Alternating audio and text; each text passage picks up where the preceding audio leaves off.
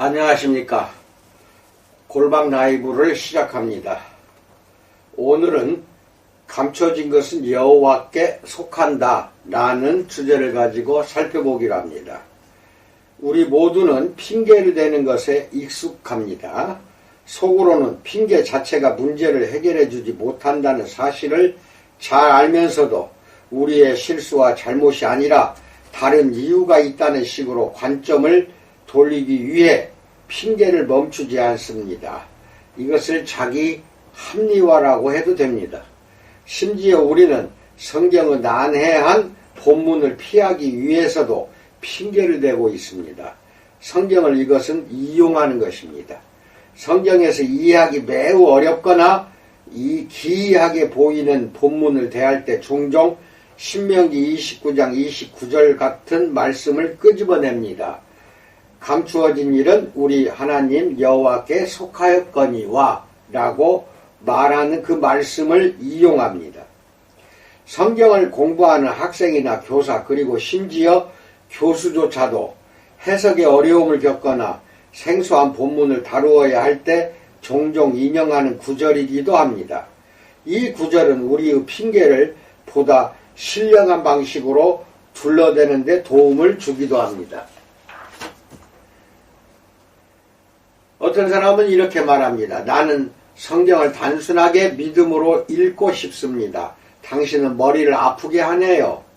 또는 이렇게 말합니다. 그런 것은 중요하지 않습니다. 성경을 이론적으로 분석하는 것은 예수님을 더 사랑하게 만들지 않아요. 신앙에 별로 도움이 되지 않습니다. 이렇게 또 말하면서 이렇게도 이야기합니다. 이런 것들은 목사님들만 알면 되는 것들이잖아요. 좀 더 우리가 실천할 수 있는 것을 말해봅시다 라고도 말합니다. 문제는 신명기의 해당 구절이 그런 식으로 주장하는 이들의 생각과는 달리 그런 의미가 전혀 아니라는 데 있습니다. 성경 연구를 단념하라고 권하는 성경 구절은 전혀 없습니다. 신명기 29장 29절에 대한 오용은 단지 상반절에만 주목하는 우리의 잘못된 성향에서 비롯된 것입니다. 이 구절 전체를 보면 실제 의미하는 바에 대한 맥락적 힌트를 얻을 수 있습니다. 감추어진 일은 우리 하나님 여호와께 속하였거니와 나타난 일은 영원히 우리와 우리 자신에게 속하였나니 이는 우리에게 이 율법의 모든 말씀을 행하게 하심이니라 이렇게 말합니다. 신명기 29장 29절에서 핵심이 되는 표현은 이 율법입니다. 약속의 땅 입성을 눈앞에 두고 하나님이 제정하신 율법에 순종하면 복을 받지만 불순종하면 저주를 받는다는 모세가 전하는 긴 고별 설교의 정점에 이 구절이 있는 것입니다. 모세의 설교는 신명기 27장에서 시작됩니다. 첫 8구절에서는 이스라엘 백성이 가나안 땅에 입성하자마자 행해야 할 규례에 대해 개괄하고 있습니다. 이스라엘 백성은 이 율법의 모든 말씀, 즉 신명기 5장에서 26장을 가리키는 것으로서 하나님이 40년 전 시내산에서 이스라엘에게 주셨다가 다시금 주신 그리고 확장시킨 율법이 포함된 말씀, 즉 신명기 27장 3절에 대한 헌신을 다짐해야 했습니다. 약속의 땅에 들어서는 즉시 이스라엘 백성은 하나님의 율법에 대한 자신들의 헌신을 재다짐하는 의식을 치러야 했습니다. 신명기 27장 9절로 14절 보세요. 신명기 27장 나머지 부분과 28장 전체는 하나님의 율법에 불순종할 경우 그 백성과 그 땅에 일어날 저주의 결과들을 상술하고 있습니다. 반대로 그들의 순종은 차고 넘치는 풍요의 복을 가져오게 될 것이었습니다. 그 다음 신명기 29장은 하나님의 언약적 신실함에는 변함이 없는 가운데 실패한 이스라엘의 지난 과거에 대해 회고하고 있습니다. 역사적 교훈은 신명기 29장 29절에 이르러서 마무리가 됩니다.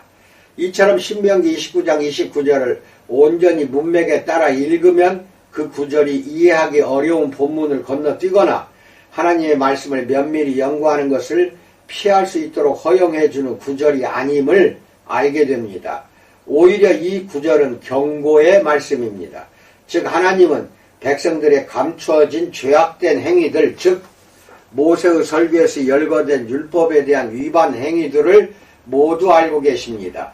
밖으로 드러난 하나님의 율법을 어긴 범죄 사실들은 이스라엘 백성들이 책임지고 처리해야 합니다. 하지만 그렇지 않고 감추어진 범죄 사실들은 모든 것을 알고 계시는 하나님이 친히 처리하실 것이라는 의미입니다. 신명기 29장 29절을 본래 의미대로 바르게 이해한다면 우리는 성경을 연구하는 일에 더 많은 노력을 기울이게 될 것입니다.